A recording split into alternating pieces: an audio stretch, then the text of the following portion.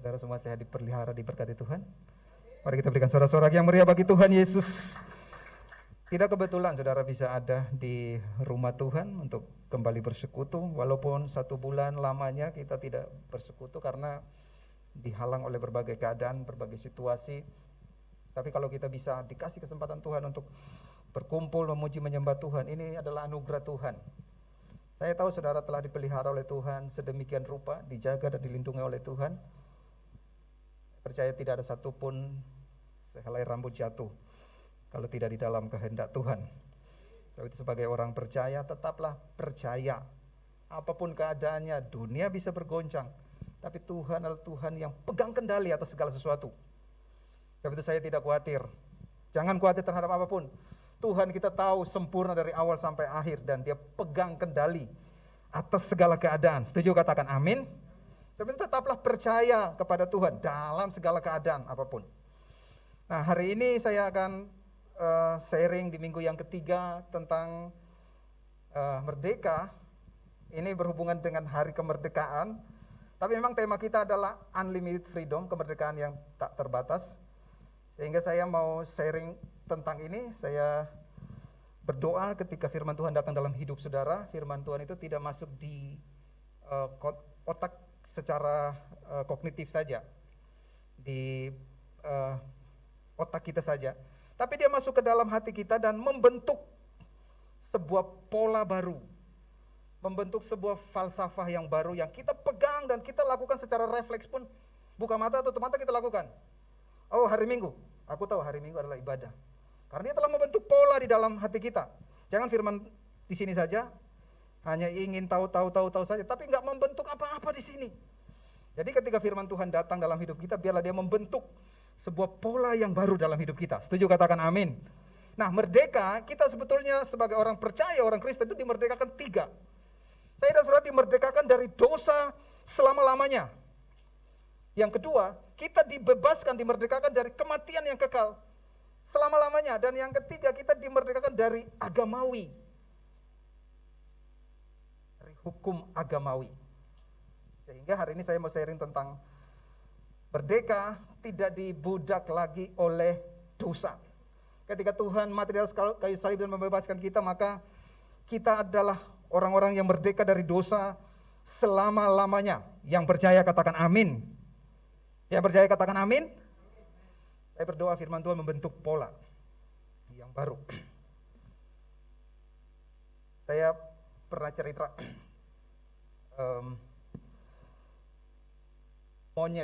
monyet satu gerombolan generasi pertama dimasukin ke dalam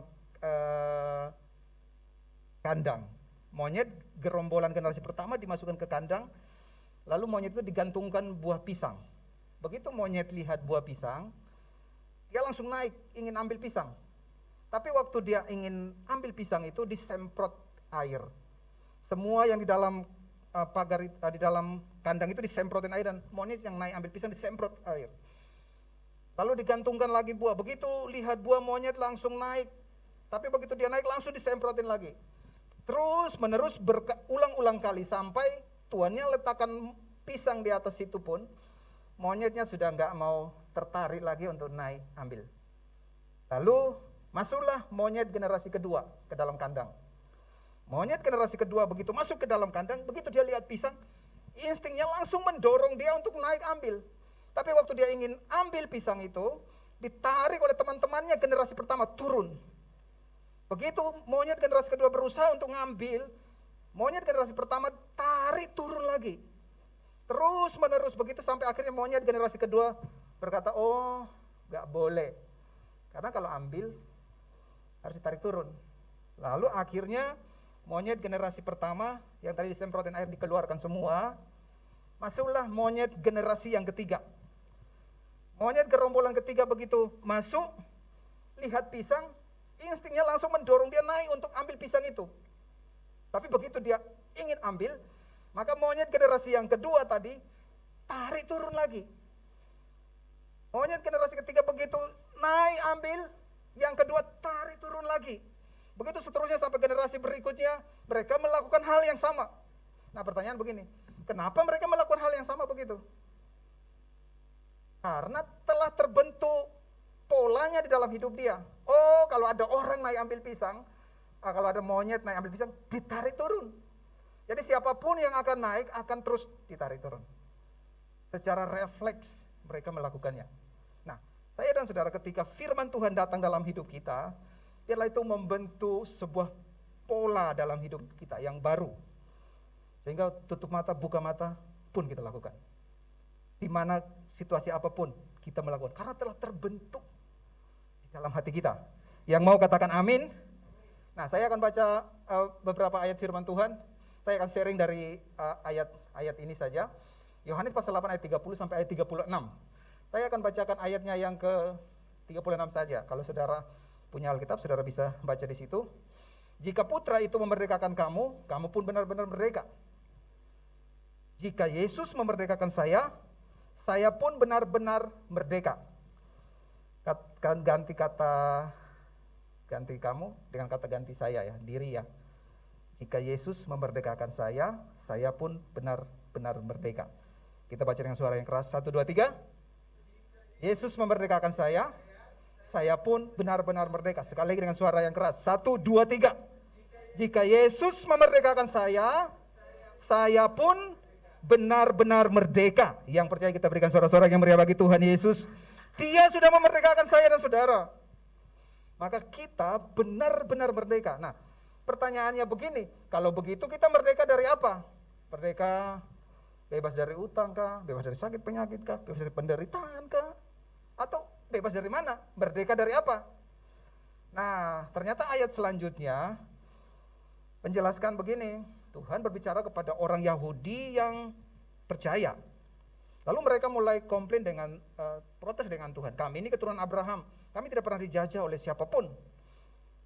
Tapi ternyata mereka lupa kalau mereka pernah dijajah oleh Romawi, mereka pernah dijajah oleh Firaun, mereka pernah mengalami perhambaan di negeri orang. Tapi oke lah, itu protesnya mereka. Kami keturunan Abraham, kami tidak pernah menjadi hamba siapapun. Lalu Tuhan Yesus menjelaskan begini di ayat berikutnya. Yesus menjawab, sesungguh-sungguhnya aku berkata kepadamu, setiap orang yang berbuat dosa adalah hamba dosa. Oh, ternyata itu. Siapapun yang berbuat dosa, dia adalah hamba dosa. Jadi, kalau ayat 36, jika Yesus memerdekakan kamu dari apa? Dari dosa, maka kita pun benar-benar merdeka. Jika Yesus memerdekakan saya dari dosa, maka saya pun benar-benar merdeka. Setuju, katakan amin. Saya, saudara, telah dimerdekakan dari dosa dan menjadi hamba kebenaran. Jadi, kematian Kristus di atas kayu salib, ketika berkata selesai, maka dia telah memerdekakan kita dari dosa. Maka kita pun harusnya benar-benar merdeka. Setelah kita merdeka, ada peringatan untuk kita semua. Kita sekarang bebas, sebab Kristus sudah membebaskan kita, bebas dari dosa. Sebab itu pertahankan kemerdekaan itu dan jangan mau diperhamba lagi oleh dosa. Nah, kalau saya tanya Indonesia merdeka berapa tahun ya? 7 berapa?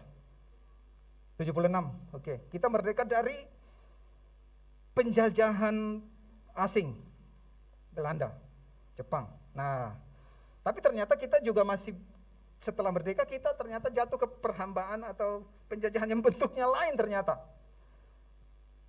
Sebab itu kalau kita sudah merdeka harusnya kita benar merdeka. Nah, Tuhan juga mengingatkan kita, sekarang kita telah merdeka, bebas. Sudah, karena dia sudah membebaskan kita.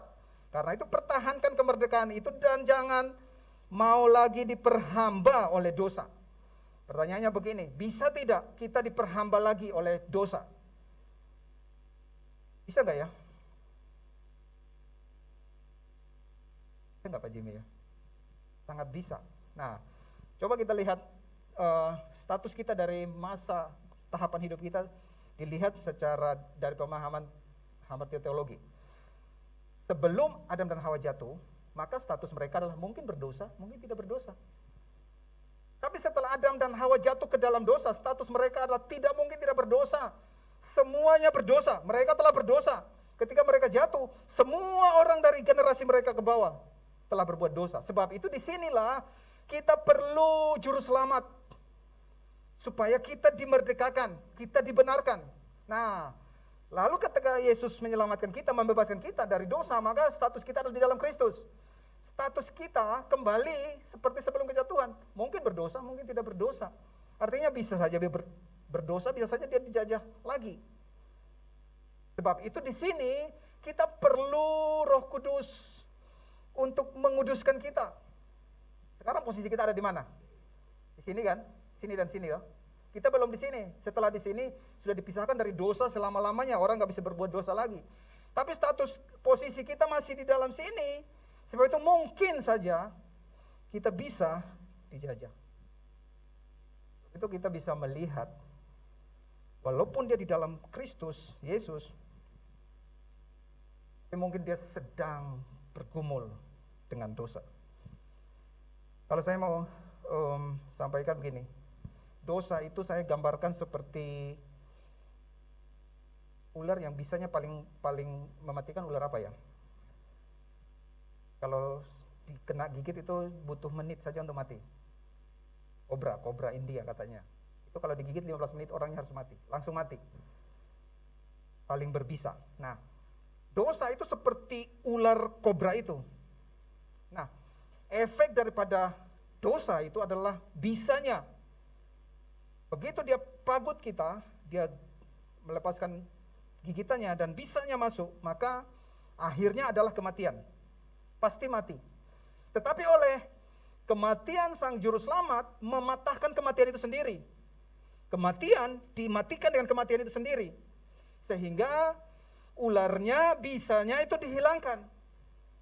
Tapi ularnya dibiarkan masih ada. Kalau ada ular berbisa di sini, bisanya sudah dihilangkan tapi dilepaskan di sini. Kita ada bersama-sama dengannya. Bisa nggak ular itu patuk kita lagi? Bisa dipatuk lagi. Sehingga kalau kita lihat ada orang yang berjuang, bergumul, dia berkata, aku janji Tuhan tahun ini, pokoknya 2021, setiap hari Minggu aku ibadah. Dari awal tahun dia berjanji dengan Tuhan. Tapi minggu berikutnya hujan rintik-rintik. Sudah alasannya besar. Sudah lupa. Padahal dia punya mobil. Ini gak singgung siapa-siapa. Kita buat janji begitu. Kita buat janji, aku gak mau pukul lagi istriku. Aku gak mau marah, maki dia lagi. Tuhan, aku bertobat. Janji. Tapi besoknya marah tiba-tiba pukul lagi. Ini membuktikan bahwa kita itu masih diperhamba. Saya nggak yakin ya kalau anak muda itu hidup dalam pergaulan yang bebas, lalu jatuh dengan seks bebas. Di sana dia lakukan, lalu dia pulang ke rumah dia happy-happy saja. Saya nggak yakin. Pasti di sana dia lakukan, pulang dia merasa dirinya begitu jijik, merasa kenapa aku melakukannya, merasa menyesal dan berkata, Tuhan aku bertobat, tolong aku. Besoknya ketemu, jatuh lagi. Pulang dia berkata, kenapa aku melakukannya? Aku tidak suka tapi aku lakukan. Nah, ini membuktikan bahwa kita semua bisa terikat kembali oleh dosa. Sebab itu penafsir Alkitab William Barclay berkata begini, dia mengutip apa yang dikatakan oleh Socrates, di mana dia mencintai sekaligus membenci. Makanya ada lagunya benci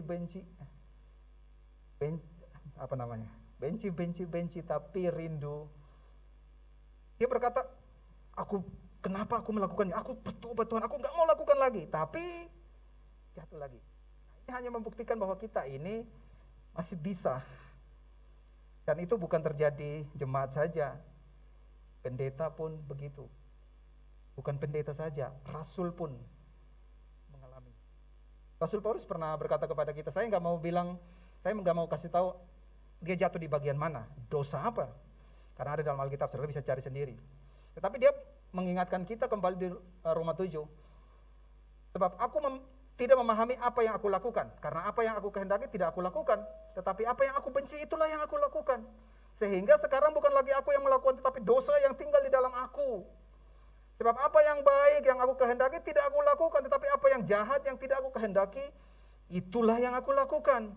Dan jika aku melakukan apa yang tidak aku kehendaki, maka bukan lagi aku yang melakukannya, melainkan dosa yang ada di dalam aku.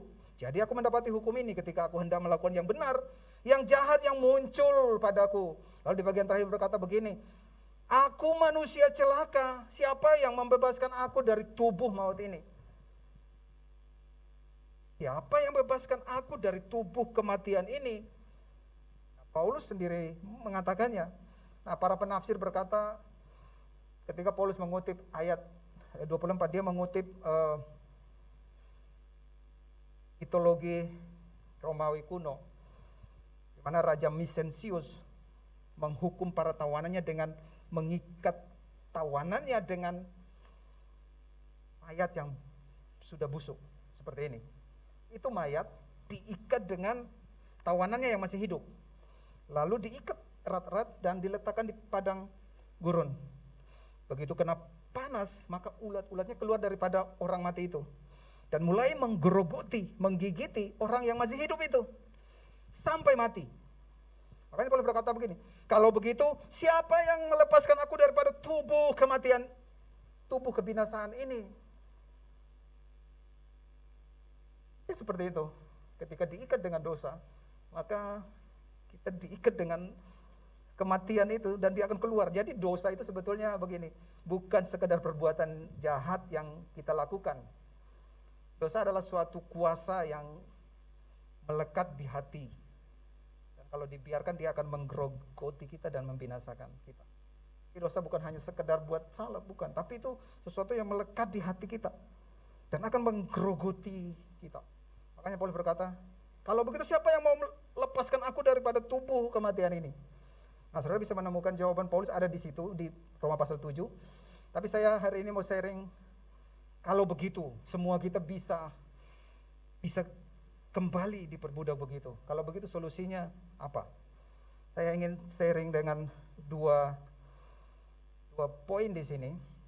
Poin yang pertama adalah firman Tuhan, seperti saya katakan tadi, harus menguasai hati kita. Sampai kita melihat Tuhan lebih indah dari segalanya. Firman Tuhan harus menguasai kita supaya kita melihat Tuhan lebih indah dari segala-galanya. Yang setuju katakan amin. Kita itu melihat godaan kedagingan itu lebih indah sehingga kita jatuh. Kita melihat godaan setan itu lebih indah sehingga kita melakukannya. Kita melihat godaan daya tarik dunia lebih indah sehingga kita jatuh di sana. Tapi bagaimana kalau kita melihat Tuhan lebih indah dari segalanya? Pasti kita akan melakukan apa yang lebih indah bagi kita lebih baik. Sebab itu firman Tuhan itu harus menguasai hati kita supaya kita bisa melihat keindahan Tuhan. Yang mau katakan amin? Nah, Tuhan Yesus memberi jawabannya di sini. Kembali ke pembacaan tadi Yohanes pasal 8 ayat 31, kemudian Yesus berkata kepada orang-orang Yahudi yang percaya kepadanya, jika kamu tetap di dalam firman-Ku, kamu sungguh-sungguh muridku. Kamu akan mengetahui kebenaran dan kebenaran akan memerdekakanmu. Mengetahui di situ bukan, itu artinya ginosko, itu mengetahui itu secara intim. Kalau di terjemahan lain ginosko itu seperti bersetubuh. Seperti saya tahu istri saya. Istri saya tahu Pak Jimmy berbeda dengan saya tahu istri saya. Nah, ginosko itu seperti itu. Kamu akan mengetahui, tahu secara intim kebenaran, dan kebenaran itulah yang akan memerdekakan kita. Jadi firman Tuhan bukan hanya ngisi pengetahuan, ingin tahu, bukan. Atau firmannya masuk di telinga sebelah, keluar lagi ke sini, masuk atau keluar. Tapi firman itu masuk ke dalam hati kita seperti pedang bermata dua, mengubah hati kita, membentuk pola-pola baru dalam hidup kita. Ya, setuju katakan amin. Sehingga kita bangun pun kita lakukan. Contoh ya, membentuk pola itu seperti ini. Kita itu mempercayai mitos. Padahal itu nggak benar, tapi kita lakukan. Jangan sapu rumah malam hari, nanti berkatnya nggak datang. Itu kan orang tua cuman takutin anak-anaknya supaya jangan sapu malam hari. Nanti kalau antingnya emasnya di rumah jatuh, nanti jatuh ke sampah. Nah, siang-siang hari biar kelihatan disapu. Tapi kita percaya, oh jadi menjadi sebuah mitos, sebuah pola dalam hidup kita sehingga kita melarang generasi kita seterusnya nggak boleh lakukan. Padahal itu bukan kebenaran. Nah, kalau kebenaran itu membentuk sesuatu yang baru dalam hidup kita, dalam pikiran kita, itulah yang kita lakukan. Kita berkata begini, sebab sebagaimana ia berpikir dalam hatinya, demikian jugalah. Nah, dia sudah membentuk, mengubah hati kita. Saudara, kalau ada orang yang mabuk, lalu datang ke gereja. Waktu di gereja dia menyembah Tuhan, hadirat Tuhan memenuhi dia setiap hari. Maka keinginan untuk mabuk itu ditekan, keinginan dunia lamanya itu ditekan. Tapi hatinya itu belum berubah. Lalu dia berjalan ya waktu, dia sudah lama gak ibadah, lalu tiba-tiba terjadi masalah di rumahnya. Dia lari kembali kepada dunia yang lama. Karena ketika dia datang, firman-Nya hanya di sini, dengar saja, tapi nggak membentuk pola ini. Hati kita itu sebetulnya ada dua, yang keluar dari sana ada dua, hal yang baik untuk kehidupan dan hal segala pikiran yang jahat. Lalu kalau begitu bagaimana supaya hati kita ini disucikan? Maka tidak ada cara lain selain kematian Kristus memberikan ini. Hati kita itu dibenarkan, disucikan dari dosa. Hati yang berdosa ini disucikan oleh kematian. Hati yang berdosa gak bisa dikalahkan dengan aturan. Justru aturan kalau diberikan untuk mengalahkan dosa, dosa hati kita, maka kita melihat Tuhan sebagai Tuhan yang mempunyai aturan dan kita bukan menjadi orang yang merdeka. Kalau kita berkata, Tuhan kalau engkau jual aku beli. Itu saudara. Kematian Tuhan Yesus memberikan pembenaran sehingga hati kita itu disucikan. Alkitab berkata begini, Elohim telah membuat Kristus yang tidak mengenal dosa menjadi dosa karena kita, supaya di dalam Yesus kita menjadi kebenaran Elohim. Tuhan membuat Kristus yang tidak mengenal dosa menjadi dosa karena kita yang berdosa, supaya di dalam Yesus kita dibenarkan. Yang setuju katakan amin. Di dalam Yesus hati kita yang berdosa itu disucikan oleh Tuhan. Sehingga ketika kita tahu ini, oh Tuhan Engkau lebih indah dari segalanya. Mungkin ada yang berkata begini, kenapa Tuhan mati, kasih aku pembenaran, kasih aku pengudusan, kasih aku pemuliaan. Kan yang aku butuhkan bukan itu, yang sekarang aku butuhkan adalah mujizat, pertolongan, terobosan, keajaiban Tuhan. Kalau itu yang saudara butuhkan, jangan khawatir, Tuhan sudah sediakan di sana. Saya percaya Tuhan sudah sediakan mujizat itu ada di sana. Pertolongan itu Tuhan sudah sediakan ada di sana. Dalam setiap langkah-langkah hidup kita. Yang percaya katakan amin. Kalau saudara butuh mujizat, jangan khawatir, mujizat itu akan datang dalam hidup saudara. Kalau saudara butuh kesembuhan, pertolongan, jalan keluar, terobosan, jangan khawatir dengan semuanya. Semuanya itu di bawah dari pembenaran, itu di bawah pembenaran. Justru kita dibenarkan oleh Tuhan, hati kita, baru kita akan terima itu. Kalau saya balik, saudara dikasih semuanya, mujizat, berkat, pertolongan, tapi hati kita tidak diubahkan oleh Tuhan. Bisa bahagia enggak? Bisa damai tidak?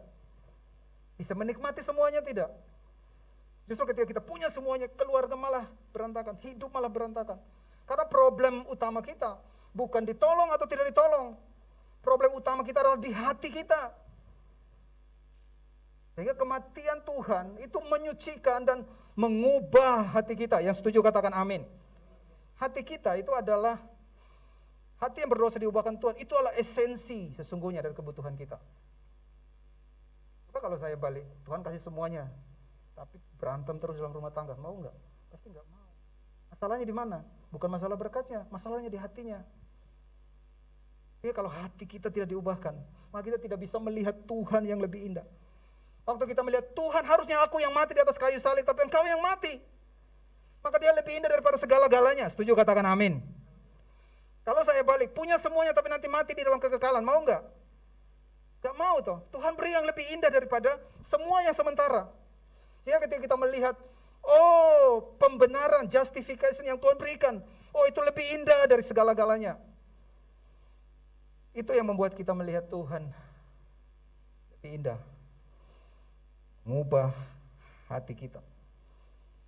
Jika kita mau menerima mujizat dan kita tidak mau hati kita diubahkan, kita akan jatuh kembali dalam dosa yang sama. Sekarang kan dunia online, saudara bisa di rumah, saudara bisa beribadah, atau saudara bisa sharing khotbah dan pengajaran seantero dunia, entah dalam negeri ataupun luar negeri. Sekarang dunia jadi digital semua. Nah, saya mengingatkan saudara perlu sedikit tahu tentang Bible itu dengan benar, supaya ketika saudara di luar sana, saudara jangan kecekek seperti makan ikan bandeng lalu ketusuk. Itu berbahaya untuk saudara. Nah, yang saya mau sampaikan begini, esensi dari kebutuhan kita utama adalah Tuhan mengubah hati kita. Sekarang saya melihat kalau saudara melihat kesaksian di gereja-gereja, persekutuan yang ditayangkan di digital medsos, saya juga melihat, dan itu benar karena bisa diverifikasi kesaksiannya. Saya melihat kesaksian itu pendeta besar, akhirnya istrinya bawa dia pergi konseling karena pendeta itu jatuh dengan persinahan dengan jemaatnya, bukan 2 tahun, 3 tahun. Lalu istrinya berkata, kok bisa ya? Itu pendeta besar, tahu firman Tuhan, mengajarkan firman Tuhan, menasihati orang, tapi kenapa dia bisa jatuh melakukannya?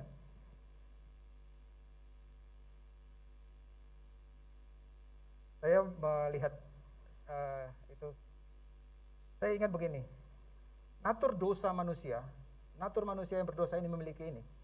Kita memiliki pikiran yang sadar.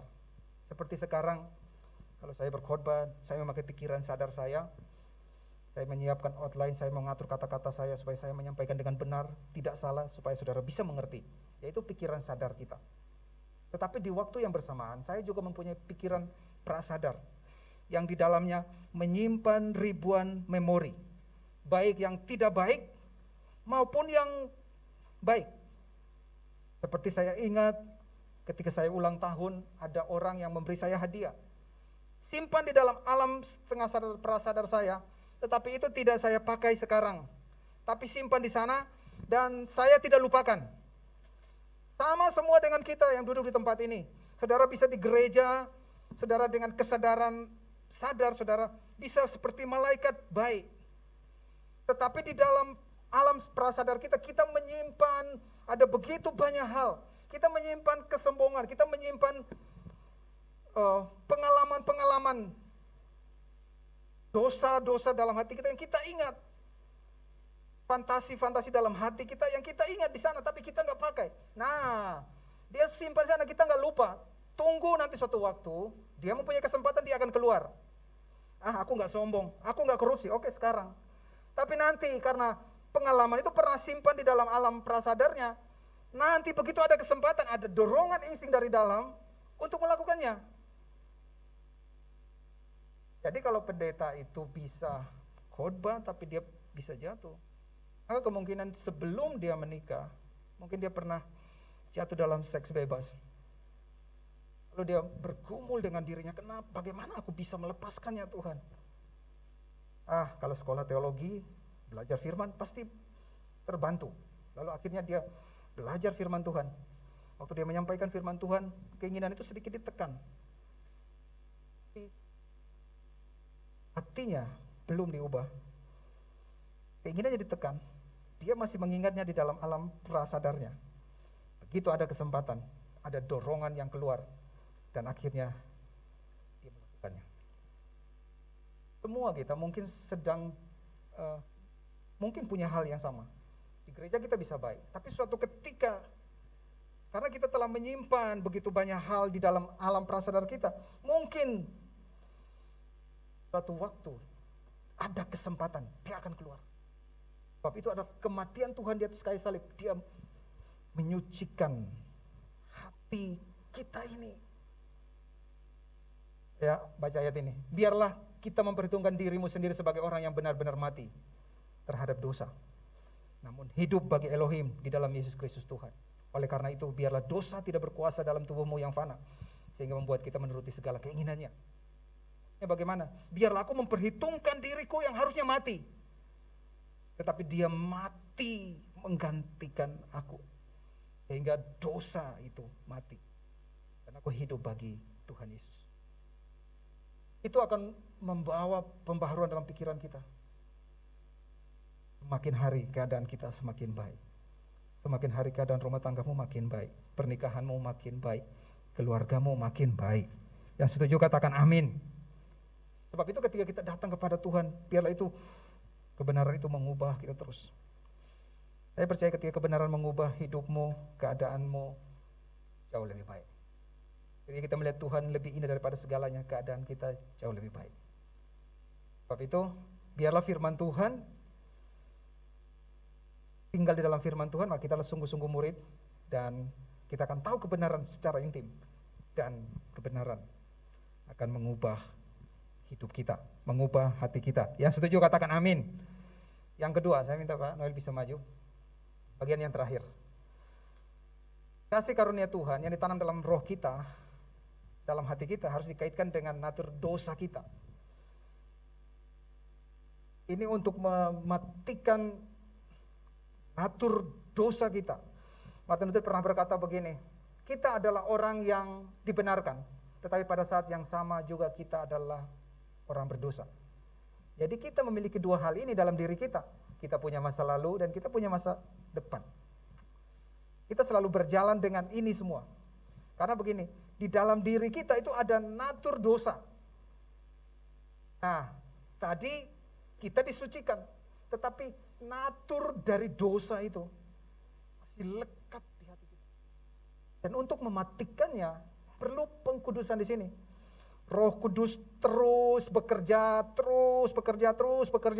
mengkuduskan kita, mematikan natur dosa ini. Semakin hari terus berjalan. Sebab itu ketika saudara ikut Tuhan, maka teruslah ikut Tuhan, terus ikut Tuhan. Setiap hari. Itu akan membuat kita jauh lebih baik, naik. Kita tidak bisa begini. Aku ikut Tuhan langsung aku berubah. Aku bawa suamiku ikut Tuhan, langsung dia bertobat, dia jadi penyayang. Gak bisa. Karena dia menyimpan begitu banyak hal di dalam dirinya yang menunggu suatu waktu dia akan keluar. Sebab itu ikut Tuhan terus menerus. Pikiran kita akan diubah. Natur dosa itu akan mulai dimatikan perlahan-lahan. Coba saudara lihat, saudara semakin lebih baik kan?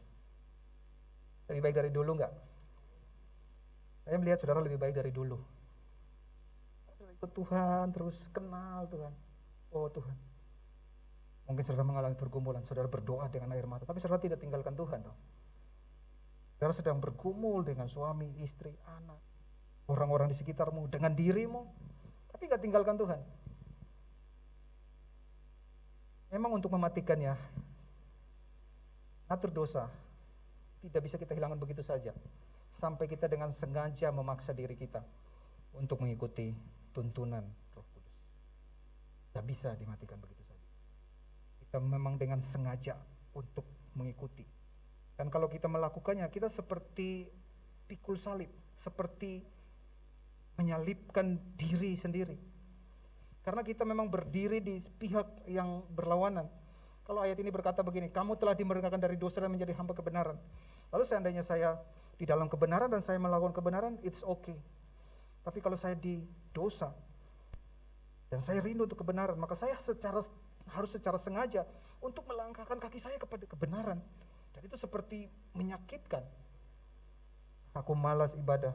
Tapi Tuhan berkata kebenarannya adalah ibadah. Aduh aku malas. Tapi kebenarannya adalah ibadah. Ya aku di seberang. Ya aku melangkah. Sepertinya itu menyakitkan. Tapi tidak ada cara lain untuk kita bisa mematikan keinginan natur dosa ini. Selain kita harus secara sengaja untuk melangkahkan kaki kita. Untuk berjalan di dalam kebenaran. Maka ketika kita melangkahnya, ngikut Roh Kudus, walaupun sepertinya itu menyakitkan, Tapi begitu kita melangkah, lakukan jalan dengan Roh Kudus, akhirnya lahirlah buah roh penguasaan diri. Nah, ketika kita lahir buah roh penguasaan diri, kita mempunyai kemerdekaan yang tak terbatas. Saya akhiri dengan sebuah cerita. Saya mendengar kesaksian ada orang suci, namanya Henry Nouwen. Dia adalah profesor, tapi dia punya kecenderungan homo. Dia adalah seorang Katolik, tapi dia adalah orang kudus. Punya kecenderungan homo. Sudah berdoa, berkat, minta Tuhan. Akhirnya dia bertobat. Tapi tidak bisa tetapi di dalam dirinya ada natur homo itu, tidak bisa dimatikan. Dia bisa bertobat, tapi natur dalam dirinya itu tidak bisa dimatikan. Dia minta Tuhan tolong supaya matikan. Minta berulang-ulang kali. Sampai akhirnya Tuhan kasih dia cara yang ekstrim. Dia itu paling tidak suka orang yang punya disabilitas atau punya kebutuhan khusus. Dia gak suka lihat orang gak bisa ngurus dirinya, berak di celana, ngiler, acak-acakan, dia gak suka. Paling jijik dia dengan hal itu. Tapi karena dia minta Tuhan bagaimana supaya dia mematikan natur dosanya, Tuhan kasih dia tuntunan begitu. Dia ada seorang profesor, Tuhan tuntun dia pergi ke salah satu negara bagian di Amerika. Di sana ada panti yang merawat orang-orang yang punya kebutuhan khusus ini. Lalu dia pergi ke sana dan dia tinggal dengan seorang yang bernama Adam. Orang ini punya kebutuhan khusus. Orang ini gak bisa ngurus dirinya. Dia berak di tempat, gak bisa mandi, ngiler, gak bisa ngurus dirinya. Dia tinggal sekamar dengan orang itu dan dia ngurus orang itu setiap hari. Bangun pagi, dia ganti popoknya, dia bawa dia mandi, sisir rambutnya, kasih vitamin, kasih baju yang bagus, baru ganti baru dorong dia jalan keluar.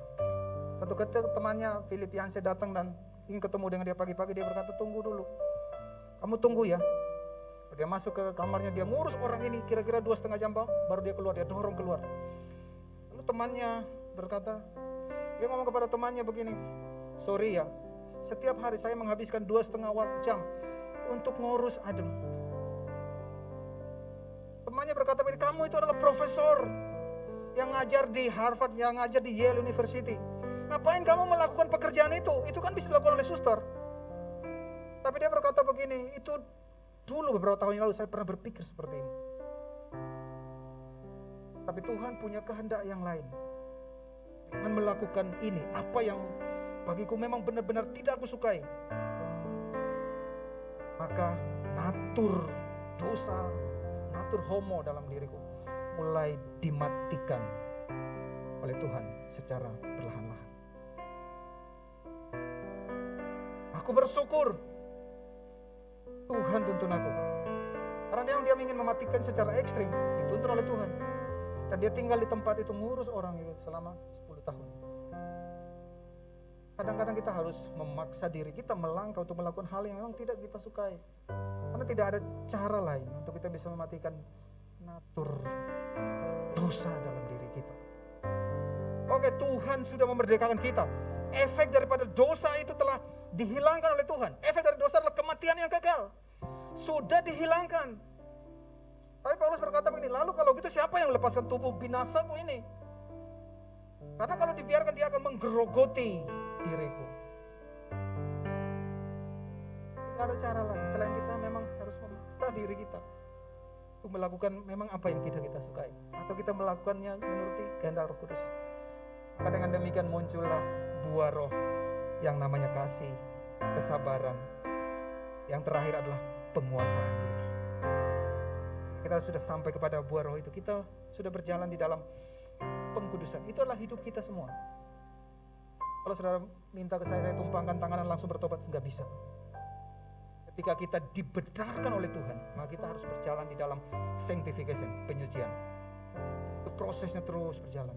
Sebab itu kita memang secara sengaja kita harus memaksakan diri kita untuk melakukan. Karena kita berdiri di pihak dosa, maka kita harus memaksa diri untuk melangkah di dalam kebenaran. Sekali lagi, untuk menjadi benar, untuk menjadi orang jadi baik, tidak bisa diperbaiki dengan aturan. Aturan hanya menunjukkan kepada kita bahwa Tuhan itu kejam, Tuhan itu tidak bebas. Tidak bisa. Bahkan aturan hanya menunjukkan kepada kita melihat diri kita yang berdosa. Tetapi kebenaran melihat Tuhan lebih indah, sehingga membuat kita semakin mengasihi Tuhan. Makanya kasih karunia dikaitkan dengan natur dosa. Tuhan, aku berdosa, kasih karuniamu besar. Lalu bagaimana? Kadang-kadang harus memaksa diri kita untuk melangkah berjalan dalam kebenaran itu. Dan ketika kita melakukannya secara perlahan, natur dosa itu ikan. Maka kita menjadi orang-orang yang merdeka tanpa batas. Yang setuju katakan amin. Kita menjadi orang-orang yang unlimited freedom. Tidak diikat lagi oleh dosa. Kita dimerdekakan dari dosa dan menjadi hamba kebenaran. Sekali lagi kita baca dengan suara yang keras. Saya telah dimerdekakan dari dosa dan menjadi hamba kebenaran. 1, 2, 3. Dari dosa dan menjadi hamba kebenaran. Sekali lagi dengan suara yang keras. 1, 2, 3. Saya telah dimerdekakan dari dosa dan menjadi hamba kebenaran. Yang setuju kita berikan sorak-sorak yang meriah bagi Kristus Yesus Tuhan. Kita adalah hamba kebenaran. Sebab itu dedikasikan hidup ini untuk berjalan dan melakukan kebenaran. Dia sudah mati di atas kayu salib dan memberikan kehidupan yang kekal bagi kita. Tidak ada penghukuman lagi bagi siapapun di dalam Kristus Yesus Tuhan. Sekarang saya dan saudara hidup. Apa yang melepaskan kita? Rasa kesombongan yang kadang-kadang muncul. Rasa takut yang kadang-kadang keluar. Rasa benci dan rasa marah yang kadang-kadang keluar. Rasa ingin berbuat dosa yang kadang-kadang muncul ketika ada kesempatannya.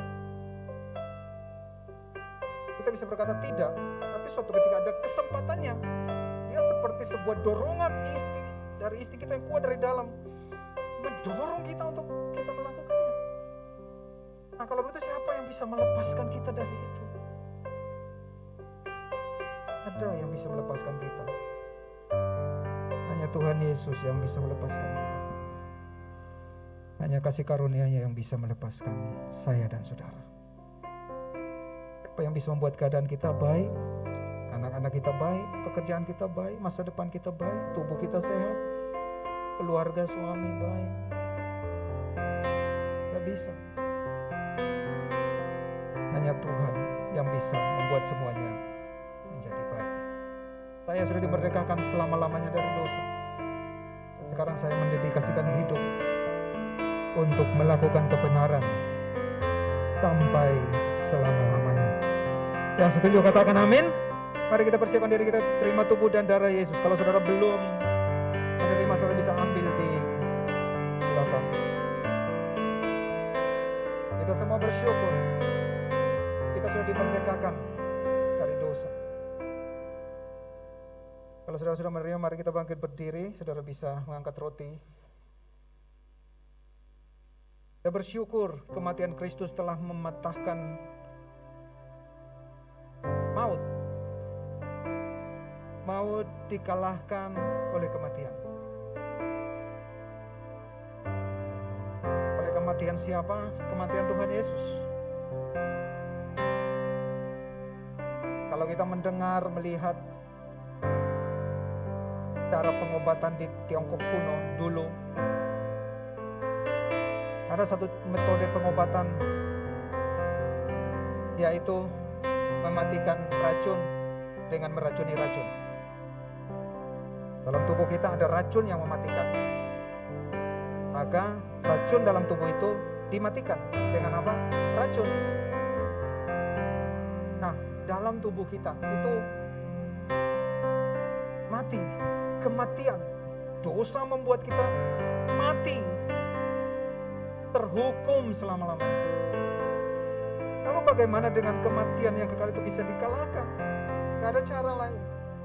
Kematian itu dimatikan dengan kematian itu sendiri, yaitu kematian Tuhan Yesus. Sebab itu setiap kali saudara mengangkat roti dan saudara mengangkat cawan, bawa pikiran kita kepada Kristus Yesus yang lebih indah dari segala-galanya dan memberikan semuanya bagi kita. Kematiannya telah memberikan segalanya bagi. Kematiannya telah menyelesaikan segalanya bagi. Kematiannya telah memberikan kehidupan yang kekal. Kematiannya telah memberikan pengampunan yang kekal bagimu. Kematiannya memberikan berkat yang ajaib, yang tak terduga dalam hidup. Kematiannya menyelesaikan segala-galanya, jauh lebih besar daripada apapun yang pernah terbayang dalam pikiran kita.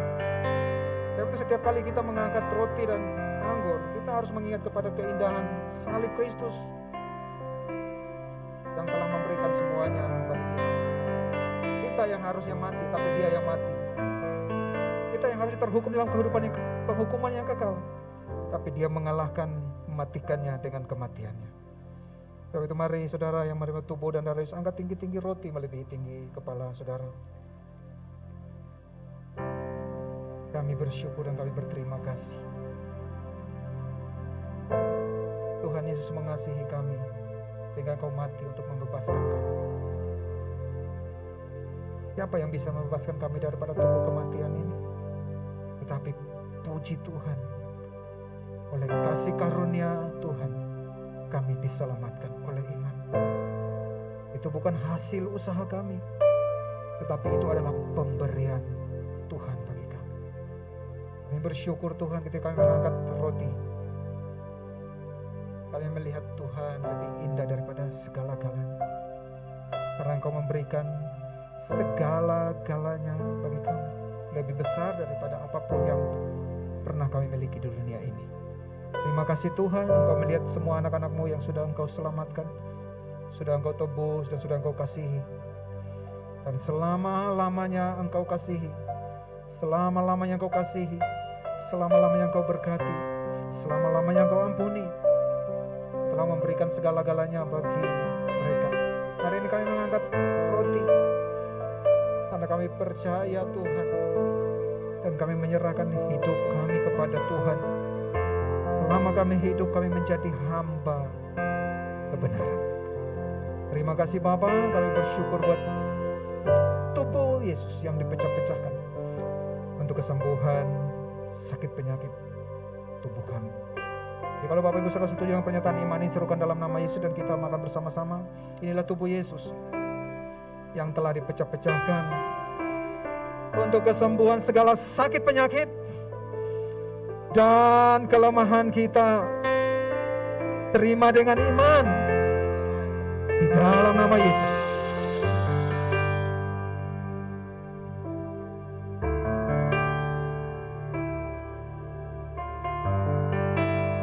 Mari angkat tinggi cawan lebih tinggi kepala. Kami bersyukur, berterima kasih setiap kali kami mengangkat cawan. Kami diingatkan kepada janji-Mu. Siapa yang makan tubuhku dan minum darahku, dia punya kehidupan yang kekal, dan Engkau akan membangkitkannya pada akhir zaman. Sebab tubuh Yesus adalah benar-benar makanan dan darah Yesus adalah benar-benar minuman.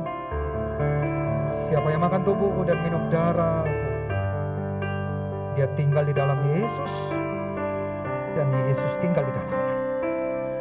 Kami bersyukur buat darah yang mahal yang dicurahkan untuk menghapus segala dosa dan pelanggaran kami, yang menghapus kematian kekal akibat dosa kami. Terima kasih Tuhan untuk kemerdekaan dan kebebasan yang Tuhan telah berikan bagi kami. Jadi kalau Bapak Ibu Saudara setuju dengan pernyataan iman ini, serukan dalam nama Yesus dan kita minum bersama-sama. Inilah darah Yesus yang telah dicurahkan untuk pengampunan semua dosa dan pelanggaran kita. Terima dengan iman dalam nama Yesus.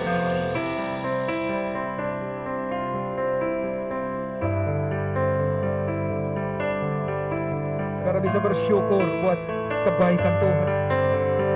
Saudara bisa bersyukur buat kemerdekaan yang telah Dia berikan.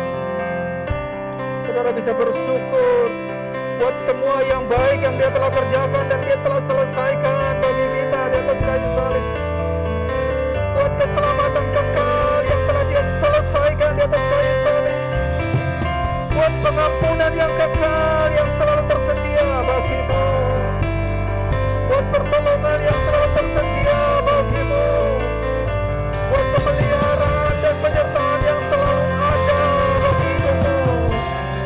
Buat keajaiban yang selalu tersedia bagimu. Kami bersyukur, kami bersyukur.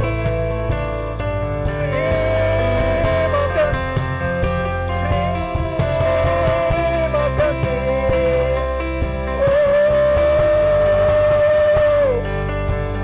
Engkau melihat anak-anakmu yang sudah Engkau bebaskan, yang sudah Engkau tebus, yang sudah Engkau selamatkan, berseru kepadamu.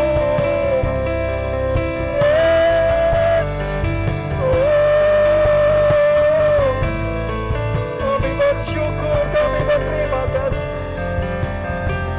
Terima kasih.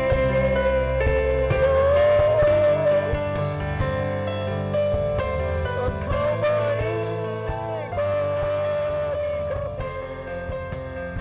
Dalam Engkau melihat anak-anakmu yang Kau kasih berseru-seru kepadamu Tuhan, yang berdoa, yang memohon kepadamu.